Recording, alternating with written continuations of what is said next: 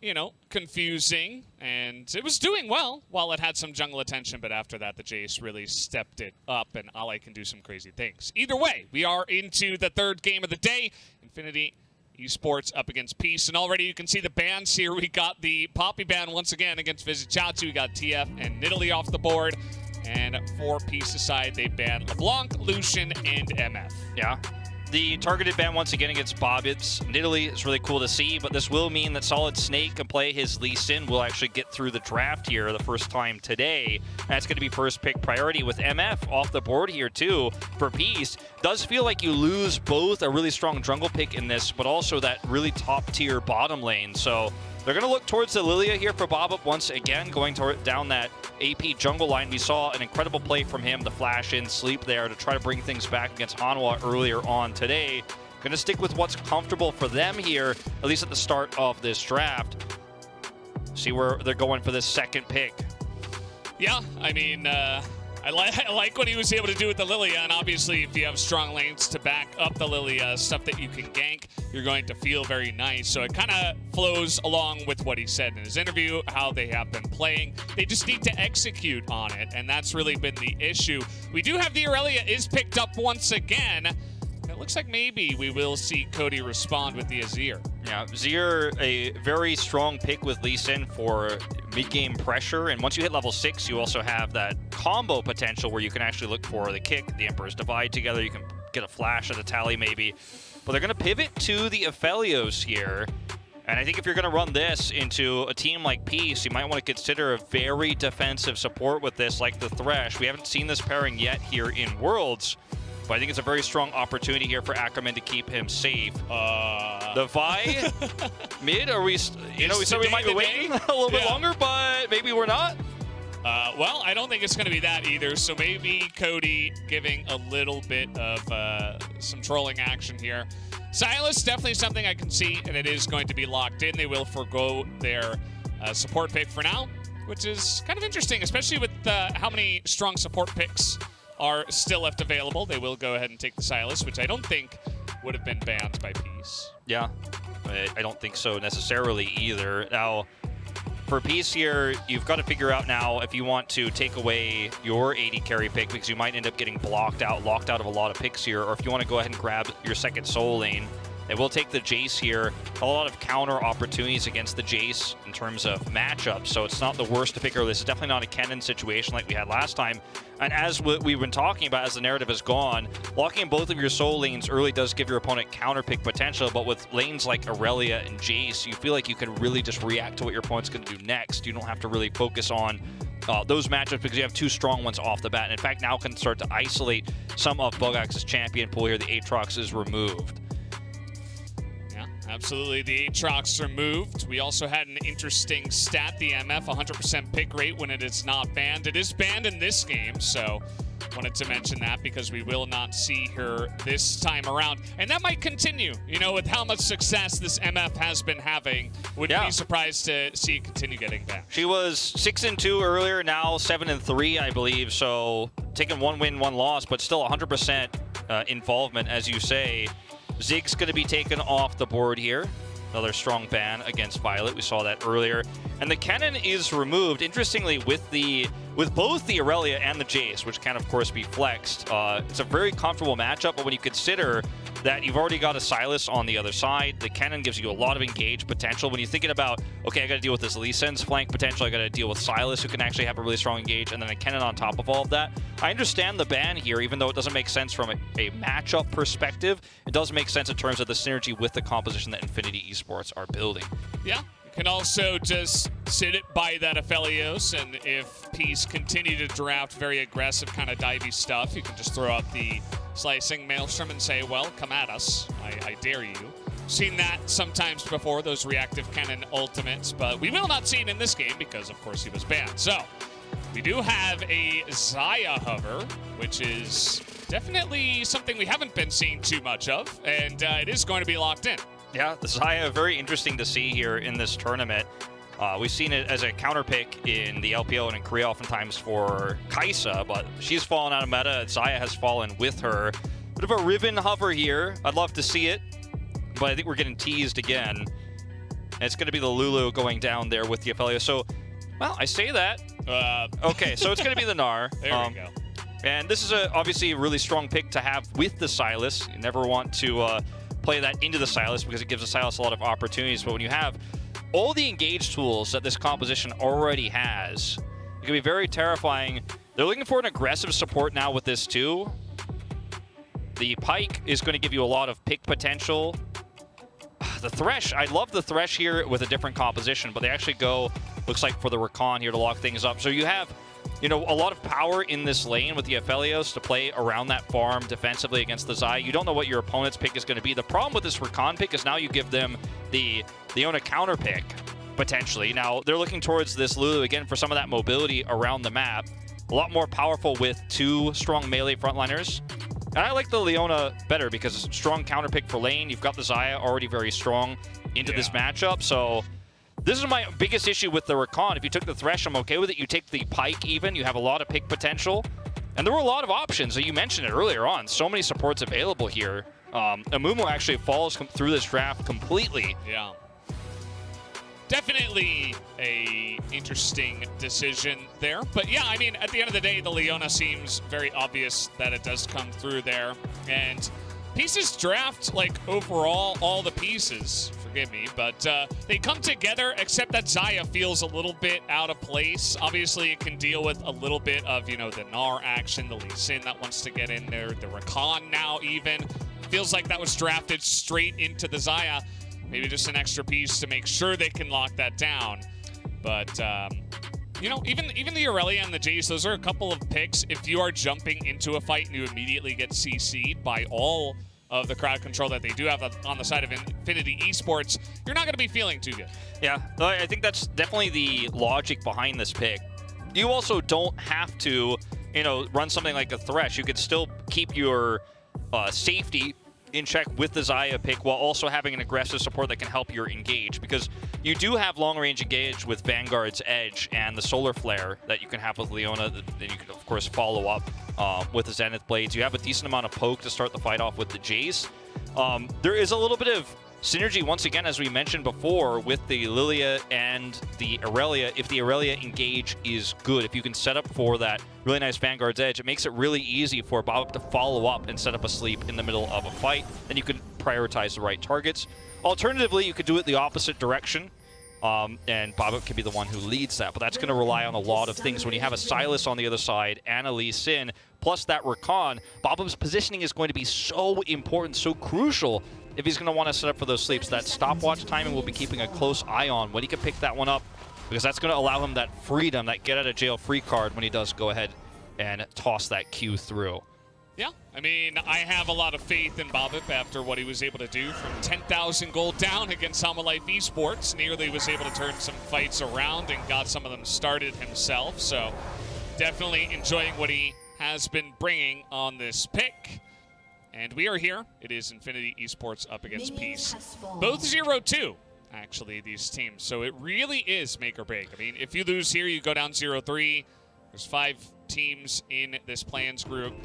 You're not going to make it through. It's just really not going to happen unless you have some insane tiebreaker that somehow you're able to make it in. But very unlikely. So both of these teams, they're kind of fighting for their tournament chances in this one game. This is the situation they put themselves in, because they, of course, have gone up against some other strong teams and lost to them.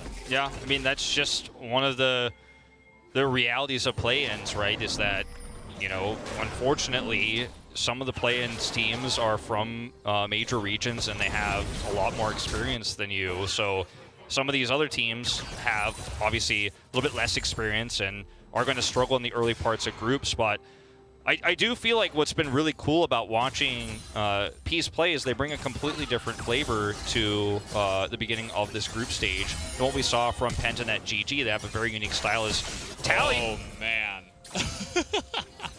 Well, that's happening already. We got the flash out of the Sylas at level 1. And Leave Doublelift did say he was the faker of Latin America, but let me tell you a little story about Tally. As I have to hold on to that as we do get a knock-up, but no, it is Leona with Aftershock, so she is just fine. But I was talking with Atlas before this broadcast, and he gave me a little tidbit that Tally is one of the longest standing players from the Oceanic region. And he had many names in the past, and he actually played many roles as well. He used to play AD carry, went to top, came to mid lane as well. I don't think I'm going to get to finish my story because Solid Snake is on the roam, and he is unseen for now, going up to the top side. Vizitachi will have the Q land onto him, and he will be able to get away. Bobbit considering it, but he won't come in. But last little tidbit about Tally. He used to be called Tally Whacker, but actually, at one season, he was Wally Tacker, but Atlas told me to say it Wally Thacker or something. And it's a very nice name. I wish he would have stuck with it. Sure. Hold that thought, though. Solid Snake is not done here. Smite fight on the Scuttle. They're going at it. Doesn't look like Solid Snake wants a piece of that. Well, look, I got to say about this, I appreciate the anecdotes about Tally, one of our more experienced players, but one thing that's been true, too, unfortunately here for Peace, in terms of experienced players, is Vizitachi actually returning to pro play here in such a high-stakes match, right? He's going to World Series, coming in, big shoes to fill for Appy, the top laner here for Peace, who got them to Worlds in the first place, and he has kind of been camped. Both of their games, he's often been just collapsed on. I think a lot of people consider him the weak link for this team, and you see that Infinity Esports is already kind of going down that same vein. They are able to get his flash away, not able to get more. They do end up losing the Scuttle here, as a little exchange down here on the bottom Scuttle. Oh, and maybe getting his revenge. That is Tally getting so low, but he's going to get away just barely.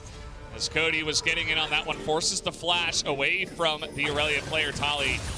And he's going to leave that lane in a good spot, actually pushing towards him. They both do have teleports, so it won't matter too much. But still, getting that flash away from Tally is big. Yeah, it is pretty huge. And, you know, it does give you a lot of follow-up power, potentially. Cody himself is going to be flashless. And in my research for Worlds and watching Cody play, you know, the Faker comparison I think might be a little bit much, but he is very strong on melee champions or assassins in the mid lane. We saw yesterday on the Zoe, a little bit shakier, a little bit rough on the edges in terms of that kind of precision style champion. Didn't end up coming up big for him, a few misplays there. But on the Sylas, this is a champion that you want to see this guy on. You want to see him pop off and carry. One of the champions that I think it gives him a lot of skill expression and one that he excels at. He's looking for the trade here once again, but the abscond not going to land. And so you see Tally just standing up to that. And a little bit of BM back and forth. Gotta love it. But yeah, that mid lane matchup is really interesting, especially because Tally, you know, he's got so much experience like we were talking about. And standing up to him very, very well. So far, things are going mostly as expected, I have to say. As we do get a big root. That's a double root, actually, down on the bottom side. The Ignite used onto Violet, but he will just be able to walk away only using his heal in return. The minion wave here is so massive for Peace. If that minion wave is not there, you could probably just continue to push the issue, go forward there, and actually grab that kill, but not able to do so. With all of those minions, they do have to back away. Only getting the heal out of Violet, in fact, so not even getting any flashes there. So once again, it's all action in the mid lane. All right, getting in there onto Cody, and down he will go. First blood is going to be given over to Bobbit in the jungle. Very well earned as they're able to convert this time onto Cody. He's got a Dark Seal start as well, so going to pick up a few stacks there. Great opportunity here in the mid lane. When Cody goes in like that, you know you have an opportunity to counter there. The Vanguard's Edge to clear things up there at the last moment, traps him in there, and the damage is real at this stage in time. And Peace kind of shutting down the opinions of the analysts going into this third game of tonight. As watch again, Cody trades aggressively. Vanguard's Edge locks him in just long enough here. He steals the Vanguard's Edge himself, but it's not going to save you, not going to get you out. Can't cast it in time, and he's blown up there. Too much damage. Got to be so careful when you don't know where the enemy jungler is about trading that aggressively against a champion like Aurelia that can spin around on a dime. Very nicely done. And yeah, I mean, that's going to get it started here for the side of Peace. They get that one kill. Here's to hoping that the team that gets that early lead can turn it into a little bit more. Only Hama Life today, I believe, was the team that was able to pull that off. And, yeah, I mean, they're in a pretty good position right now. They have their Jace up in the top side about to receive a nice wave that's coming into them, so he's not going to fall too far behind. He's actually playing very passively. I'd love to see the top lane. Yeah, here it is. As he's actually not 100% sure. You know, he doesn't have a lot of vision, and with Mega Gnar up, he's like, okay, I can't really be sure that I can approach this turret. But the second that the Gnar backs away, he can finally scoop up the minions. I mean, considering what's happened to him all throughout those first 2 games here, the play-in stage, and earlier in this game where he lost his flash, you got to respect that if you don't know where the Lee Sin is, you've just got to play a little bit passively up there. And Gnar is never going to be able to put that much damage on your turret. Yeah, he has demolished, so you can get a plate. As more trading in the mid lane. Yeah, this time Solid Snake is nearby, and there is a ward that did spot him, so Bobby Ventali just going to laugh at him. He's got level 6, but I don't think you want to commit with Cody nearby. This is actually really risky. Ooh, Ackerman's here, and so is White Lotus. They're just going to jump onto this guy. Even the Moonlight Vigil comes in, and Cody is going to scoop up the kill, as Tally's still did not have his flash, so just goes down there. Ackerman able to set up that kill. I feel like 2 kills does not do justice to how much action we've seen in the first 9 minutes of this game. All about the mid lane. And we talked about it going into this series. The analyst mentioned it as well. This is going to be the type of game that is explosive, and getting early leads is so critical here for teams like these that need to get that early advantage, to get that tempo lead. You know, teams like these that aren't as skilled at taking small advantages in the mid game to turning them into late game advantages. You want to snowball this, and it's been very back and forth. Gold lead only 200 or 300 for Peace here in this early game. And again, trading that kill back is so massive, but the CS difference here on the something suddenly in my ear, not sure if that was on stream or not, but anyway, for the CS difference here for Tally is still pretty massive. See a group up here for the Rift Herald. Yeah, they're going to try to fight for this one. Bobbit maybe looking to line up that sleep onto multiple. Not quite able to do it, but it's a very aggressive push into the river. It allows them to secure vision control at this point in time.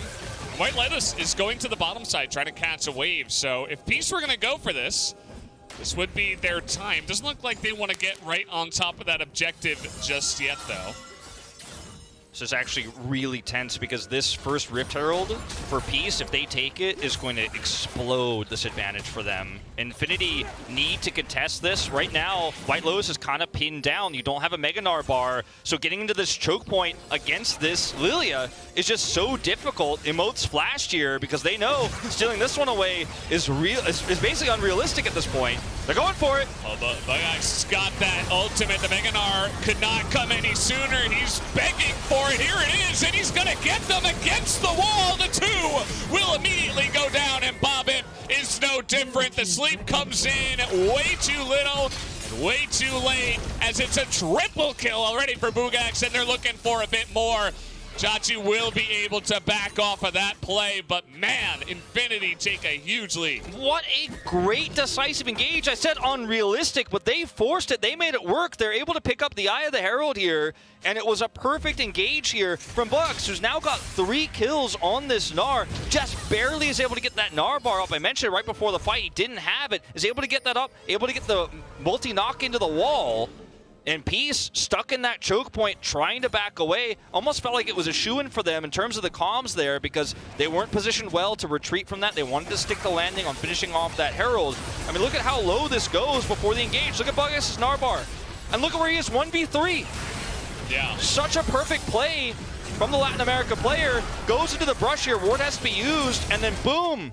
Double stuns there, the follow-up from Ackerman. So perfectly done in a choke point like that. They were the ones coming in. We got more fighting. They're trying to burst down Cody before any of this goes, and they will get down, actually. Solid Snake as well in a lot of trouble, and Infinity caught in the mid lane. Nicely set up here from the side of Peace. It was kind of one of those situations of nobody knows who's stuck in with the other one, but actually it was Peace that got the advantage on the back of that, and now they're looking for this Infernal Drake. Yeah, they're going to grab the Infernal Drake, the Scuttle with it, so a lot of extra gold and experience going over to Bobbit, but the big story here is that Tally is going to get more gold. He's sitting at 0, 2, and 3, but that doesn't really tell the story of his lead against Cody, because he's 40 CS up right now. And all of those minions crashing into the mid turret means less gold for Cody. Bugak says red buff. Vizichachi has no flash right now. He's just going to get run down in the top side while we had the MasterCard First Mythic and the Infernal Drake coming down at the same time. So at least Peace are able to get that, but man, some of their lanes, you know, especially Bugax is basically just running the show by himself. I mean, this is insane. And the thing is, Silas, against this composition, can steal, obviously, the Vanguard's Edge, which is going to be quite critical, or the Solar Flare. And even though he is behind, even though he isn't fed, talking, of course, about Cody here in this game, he's going to be able to help set up with those ultimate hijacks Bugax to carry some of these team fights. Then you've got Nephelios and what he can do on top of that CC. So this is not a lost game for Infinity by any means. They've even taken a gold lead right now, but the disadvantage in mid can be shored up by this massive lead for the Gnar on the top side. Yeah, and you know, generally Gnar, not a carry champion, but when he gets Divine Sunder and he's 4-0, 13 minutes into the game, anybody can be a carry. So yeah, your dreams can be lived out. Even you Singed players out there, or any other kind of tanks, even you Ornn players out there, you can do it. And just watch Morgan. Yeah, or Kingen. True.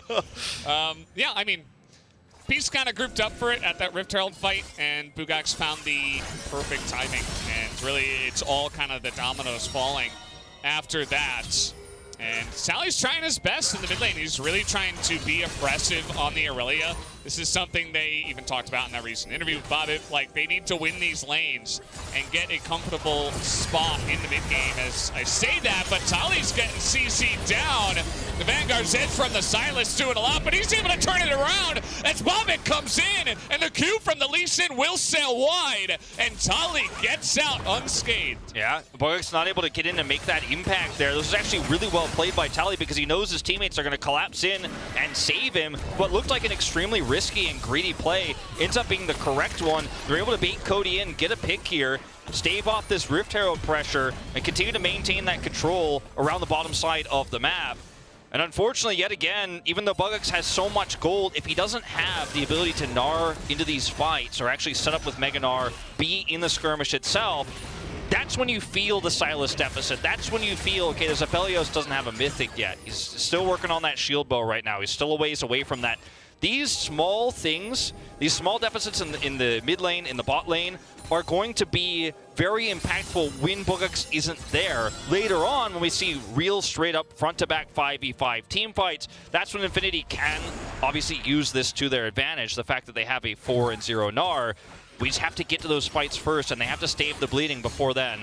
They're looking for a fight on Tali right now. Yeah, he's trying to bait him in for the Leona, but guess what? Solid Snakes here too. Nice dodge by Tali. He's trying to buy time for the Lilia to make his way up here. As a sleep will come in onto both of them. The Lee Sin trying to flash away, but it's not going to be enough. Swift up by the Lilia. Big Gnar into the wall, but Bugax is just a little bit burnt out. And he will get taken down, shut down by Bobbitt, who is 6-1. 6-1, 10 stacks on that Dark Seal. That's a ton of extra gold going up to this Lilia, who makes the right call to come through. And I gotta say, Tali's performance on this Aurelia has been fantastic. His lead in the mid lane is part of why Cody is struggling to actually make an impact in some of these mid-game fights, where he's not able to teleport in. His teleport's often down. He's not able to join. If he did, he'd be crushed too. He has to kind of sit back and farm, so you know you have that advantage in the side lane. And then when you add this Lilia coming in on top of it, Tali goes in, is aggressive, and then it's just been so good at using Aurelia's Qs to get out of dodge, escape, and actually bait Infinity in. You see Bobbitt come through there for the finish. And as you mentioned, he's 6-1 in this game now. Went for the burst damage again with this Luden's Echo. And I gotta say, Infinity really struggling to stick through this mid game where they can, if they don't take these poor fights, if they don't end up getting picked and overextending here, you can absolutely come back in the late game with the comp that you have. But the overextension here is real. Double sleep into the follow-up here from Baba, and that's 2 kills. Yep. The new Axe effect replay shows us all the action here as Peace really just shutting them down quite literally. And yeah, just really doing a good job, I think, playing around Bugax and him trying to kind of carry the team himself, playing around that pressure is allowing Peace to find opportunities up there as well. As Infinity a little bit strung out here at the moment. Solid Snake is getting this one down. They lose their bottom turret, but the Gnar still has pressure up in the top side. Even though he did get taken down and shut down by the Lilia, he is still very impressive, and he's actually looking for more. The autos come in. Vizicsacsi tries to hop away, and at least he will be able to live while his team gets another objective. Yeah, I mean, the thing about Vizicsacsi right now is he's just kind of an annoyance. He's able to, you know, hold down the fort on the top side of the map, but every time resources are committed to kill him, I mean, he's only died once this game. Every time that happens, you know, they're getting objectives on the bottom side of the map. Violet's able to farm freely, or you grab another Drake. It's the second one of the game here for Peace. And this 4-0 Gnar, who's now 4-1, doesn't feel like a 4-0 Gnar. You know, we talked about what he can do, the ifs, right? And he had that miraculous play around that first Rift Herald, but unfortunately Gnar isn't able to, until you go to those real 5v5 team fights, use that lead to gain advantages elsewhere, as White Lotus is alone. Well, he's going to have to flash out of that one. If he didn't flash, he was so dead. So definitely the right maneuver there. But Peace grouping up real quick. Great macro maneuver. They get into the mid lane, take it down. They get the flash out of White Lotus. And then they back away. They're going to use that gold to pick up some items as soon as they can. I mean, unfortunately, Cody still hasn't picked up his first Mythic yet. He's the only one, realistically, in this game who doesn't have one outside of the support. So picking up some of that extra gold in the top lane, trying to struggle, trying to get by on low eco because of the CS situation he found himself in against Tally, really hurts Infinity's ability to use this Gnar power.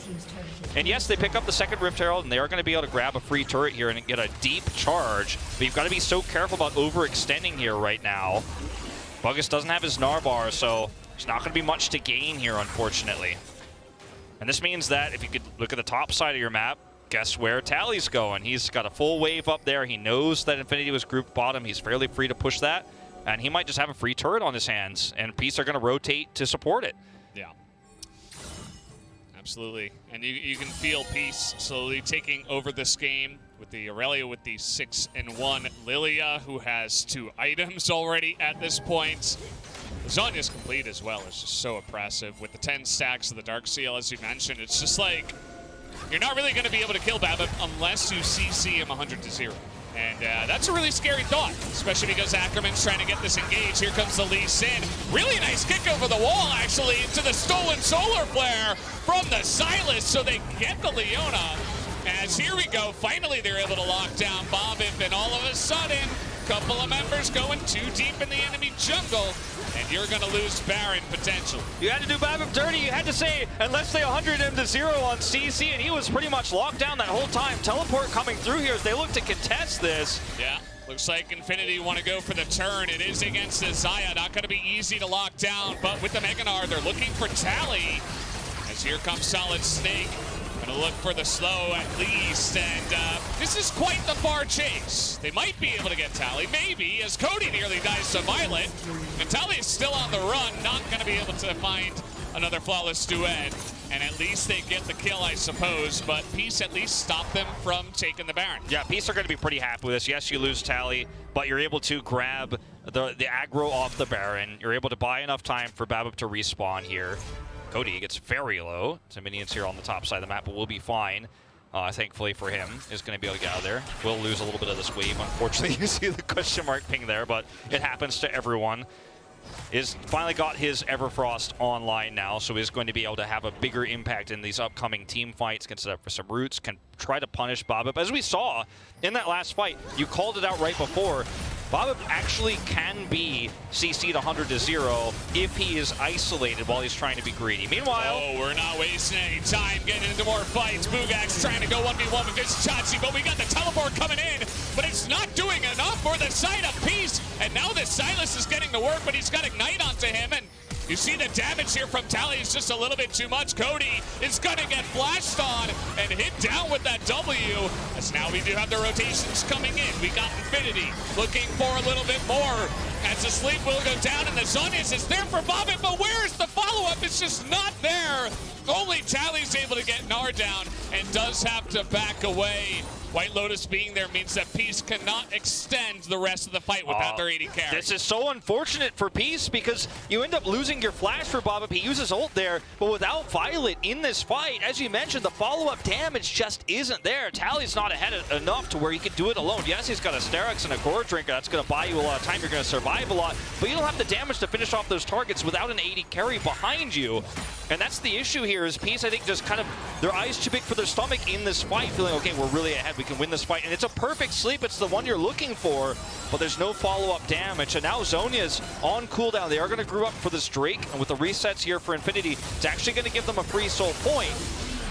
But it does feel like this could have been a much nicer position had Peace not fully committed to that last fight. Yeah, and a lot of these fights, to be honest, have kind of been like, okay, well, we have more vision. I think we got this guy caught out. Let's go on to it. And then it's like this pile-on effect where it's like, oh, who can get there? Who can get there on time? Should we use a teleport? And like everybody's just diving into the pit. The macro here in this later stage of the mid-game it doesn't feel structured very much, you know? It's like we got this 1v1, we got a big roam down to the bottom side, and then all of a sudden, all hell breaks loose and everybody's teleporting and running down bot. Yeah, I mean, when you look at how this fight started, it looked fantastic, right, for Peace. They had the numbers advantage, but Cody's able to survive long enough, gets that last second flash away, and that buys enough time for the big rotation down. And without Violet here, I mean, look at where he is right now. He's not even crossed the midpoint of the map. You just can't win this fight. And this attempted turn is the part that's just a little bit too optimistic for me to stomach because, yes, it is a great sleep opportunity, and yes, you are a Fed Lilia, but you alone can't do it yourself. Yeah, I mean, the second you see that Aphelios, you could have said, okay, there's 4 men slept, like maybe Tally can jump in and kill everybody. Well, it's so risky. It's so risky to do that into the Aphelios who's got Crescendum and is just waiting. He's champing at the bit. Here we go. Speaking of which, they're going to get on top of the Leona, who has to blow her stopwatch. It's now trying to go forward. The Solar player not able to do too much, and now we'll go to Leona first as we have Bobbin getting wrecked on the top side. Not able to survive for long enough. Tally is trying to go 1v5 quite literally. He's going to get one, and now we have the Zaya looking for the turn. Unbelievable plays right now as the Aurelia goes in, but unfortunately gets sunk down.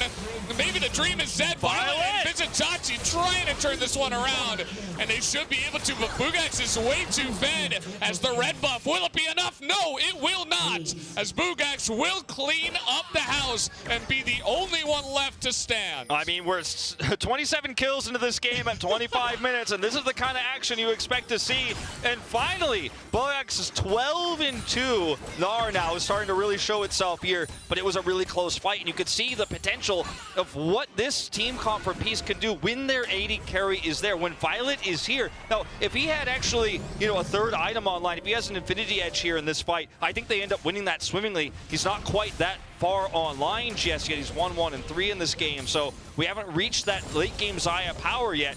But what's scary for me for Infinity is that you can see that how difficult it is to kill this Aurelia in these team fights, and then the follow-up CC in these longer fights here for Peace just allows Violet free reign. And yes, at the end of the day, a Fed Bugax is going to clean up house, but look at how much space Tally buys for Violet.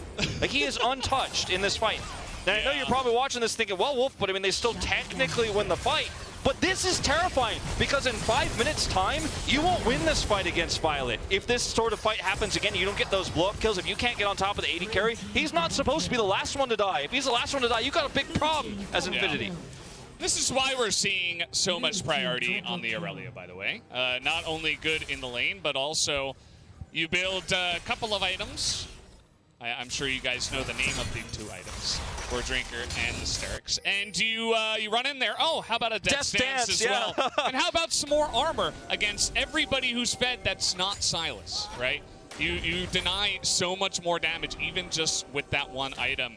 And yes, you could potentially get CC down, but you're Aurelia. So like, he's just in a position to carry in this game because of that. The Sylas is not really ending up doing much in this one.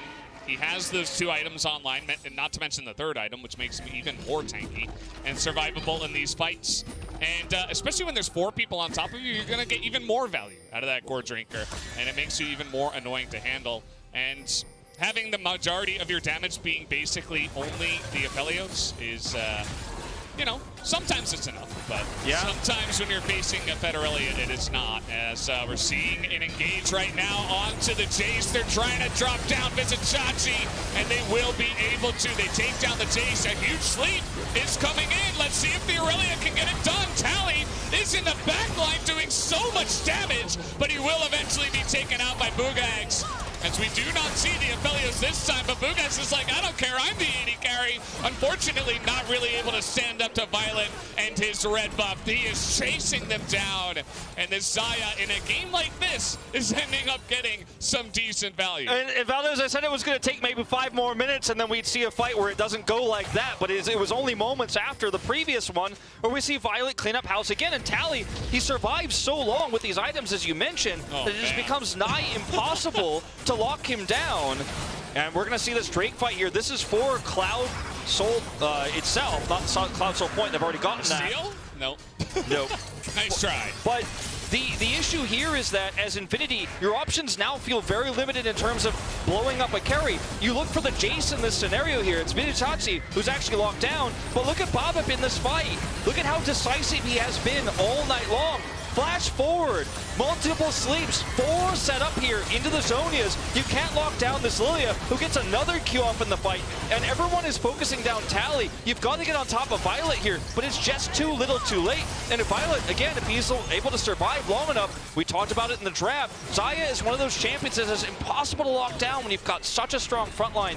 And Peace look like they have practiced this Lilia comp so well. Every single one of these fights where you see Bobip make that decisive flash, you know this is planned from the beginning. Vizichachi is just the catalyst. Yes, he goes down, but you can win that 4v5 fight with a 4-man sleep. You can see how much damage the Gnar is doing. The Aphelios actually one of the first to die on the side of Infinity. And the problem is that he's doing a lot of damage and he's mini Gnar, right? So, yeah, I mean, he's got a bunch of items. He's got Wit's End. He's got the Sterix, right? And he'll be in your face and hitting you a lot, but he's not getting that big stun of the wall. He's not Mega Gnar, and that's because that fight was basically like, I'm Rakan and I'm going to press my buttons and I found a free kill. Well, it's free until you overextend and you get 4-man slept by Bobip, who's having yet a wonderful game, another wonderful game on this Lilia. So Peace now in control of this game. Feels like it's gone a bit back and forth on that one. Sure. As we were definitely expecting this game to be close. Yeah. I wasn't expecting this many kills, to be honest. 32 so far. And the Aphelios, you know, he's an item behind, but he will get his Infinity Edge fairly soon. He's got his Collector online. The problem is that getting this, you know, Aurelia down to enough health where you can actually proc that and get that kill is really a big question for Infinity. They are obviously building a little bit of heal deny as well. But I think the biggest issue for me is that yes, you have a really tanky Gnar. Yes, he could do a lot of damage, and he could set for these stuns, but you've got to take the fights in the right moments. I think looking for a single target blow-up when Lilia exists and she is this fed might not be the plan anymore. You might actually have to just front-to-back team fight here, play around the fact that if you do lock up the Aurelia long enough, you might be able to kill a solid Snake. Oh man, he was backing on a ward, and that is not the time to be doing that. Tally. Over the wall with the ult flash, the kick not going to help out too much. Even nearly gets Cody into some trouble, as Bobip going to take that kill, secure it for himself, and now Peace will take a lovely Baron. The positional advantage they have here, with the enemy jungler down, you know you can rush this down with Violet having 3 items online here. Vizichachi in good position to poke. They're going to try to contest here, but as you mentioned, no smite, no hope of taking the Baron. And now, you see the turn comes out here from the side of Peace, and they'll just get a bonus orange buff on top of it all, taking down the Gnar. As Bobip even getting a bit more, going to force that cleanse out of White Lotus. Had to use a bunch of stuff to get that out, but you can see Peace, they are not done just yet. The flash comes in, big charm though, and now we got White Lotus actually kiting back. You gotta be careful about this. TP now coming in, but it looks like Peace, even though they get themselves into a little bit of a dangerous spot, they will be okay. Yeah, Violet just has the escape available. They didn't have to use any tools on the turn. The sleep, you know, forcing the cleanse after the Baron is taken. You know, Violet popping his ultimate there way later on, so you could be so aggressive. Tally's not even looking twice on the rotation, and he knows his teammates are very likely going to be safe there in that skirmish. But it all comes down to Solid Snake getting picked on that ward. And that's why you've got to be so careful about where you're sweeping as a team like Infinity here. If you lose your jungler at this critical moment before a Baron, your chances of going to the World's group stage might just be nil. Like, that's a moment that Infinity are going to look back on, and everything that happened before this feels so insignificant compared to that one mistake, that one back location where Peace get the first Baron power play. Yeah, I absolutely agree. And, you know, Infinity's comp here, by the way, Red Bull Baron power play. Congratulations to Peace for picking that one up. It is a big one so far, nearly 4,000 gold with this Red Bull Baron power play. So you can see the goal difference on time. It was very close for an extremely long amount of time. But now it's all Peace that have a pretty massive lead. And now with this Elder coming up in a minute and a half, we have Meganar, though, in a bit. We see Buax looking for a bit more. He won't be able to take it down. As we'll have to see if he can get Meganar back here for this Elder fight. I believe he should be able to. Yeah, this is going to be really, really critical as it's timing out now. And this is when Peace are going to look to pounce. There's the Solar Flare. Oh, they want White Lotus. He doesn't have Cleanse this time. If the stun went down, that could have been his doom, as the stun here from the Aurelia going to be missed, as we got Solid Snake on the backline, but he's being torn to shreds right now by the Zaya. And Infinity just a little bit out of sorts here as we have the flash come in, the sleep onto the Aphelios, and now will come the Cavalry. Peace are looking to take down all of these bowling pins in one fell swoop, as Tally now diving under the turret will be able to snipe this one. Actually, Chachi does pick it up, but with the Baron, they will be looking to end this game. Oh, very, very close game, back and forth. But once Tally's lead started to snowball so much that he was practically immortal in these team fights, Bobib's follow-ups were solid, and this is a very, very decisive win here in what was a very tumultuous mid-game for Peace. Their chances of making it out of play-ins and going to the group stage hang by a thread, but there is still a thread of hope. You look at some of these later fights, unfortunately for Infinity Esports, Solid Snake gets caught. You're grouping up around that Elder Drake fight, or that Elder Drake pit, but what are you fighting for there? They're split up. There's a disconnect between the front line. Bugax gets dropped on. The back line is running away, and in that moment, Peace are decisive. You see this time and time again from Tally, the veteran, on this Aurelia. He was afraid of nothing in this game. And he's definitely my MVP coming out of this one, because his plays, his survivability on this Aurelia gave Violet so much space, gave Bob the ability to engage in. And this is a very pivotal win here for Peace, because it keeps their chances alive. And as you mentioned, they had the toughest opponents in the group starting things off. You get the momentum rolling here for your last few games, maybe you can turn it around. Maybe you make it through that tiebreaker. There's still hope. There is definitely still hope. It's not going to be easy, but it has to start somewhere, and they do pick up a win. Unfortunately for Infinity Esports, I don't believe they have a chance now to make it out of the group, but they gave it a good shot, as we were